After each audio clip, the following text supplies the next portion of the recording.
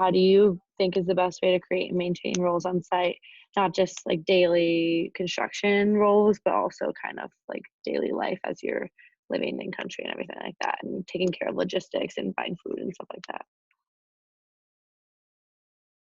I think being clear from the start that like everyone has a working area, and if there's a question, it should go to that person. So when people would come to me with questions about construction, I would send them to my construction manager, and then it would be more efficient so that I wasn't spending time answering a lot of questions, and then it would give them ownership over their role because the construction manager knows much more about construction than I did. And so me trying to answer those questions just because somebody reached out to me doesn't make a lot of sense, and it creates that habit of going to the person that's most likely to be able to answer the question. And then being clear and showing a united front with those roles. Like when you're on site and there's a question about design, as a project manager, if you refer people to your bridge engineer, then it'll be clear for everyone and you'll really maintain those roles. And if people are, and at the end of the day, still establishing that hierarchy. So when there's a big decision to be made, having your bridge engineer come to you as the project manager and get your feedback is really important for the community to see.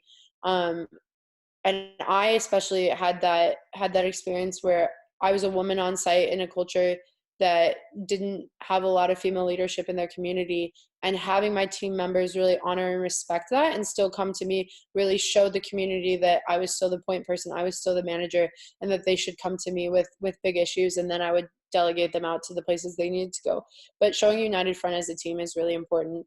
And then remembering that the goal is capacity building, thinking about if maybe there's somebody in the community that should have a certain role.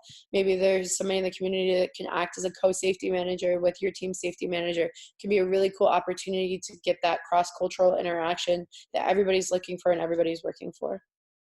Yeah, that's a super good idea. Um, Again, coming back to the planning part is really defining roles and responsibilities well ahead of time. And it's one thing to put the plan together, it's another to implement those. And so just, if people need to be reminded of the different roles, they need to be reminded. But I think it's best when you're able to empower the different leaders of those different activities to really run with kind of their domain and what they've been given. If you really empower those people to do that, I think the amount of follow up, I think, is greatly reduced. yeah. Let's see, did I have anything else in here?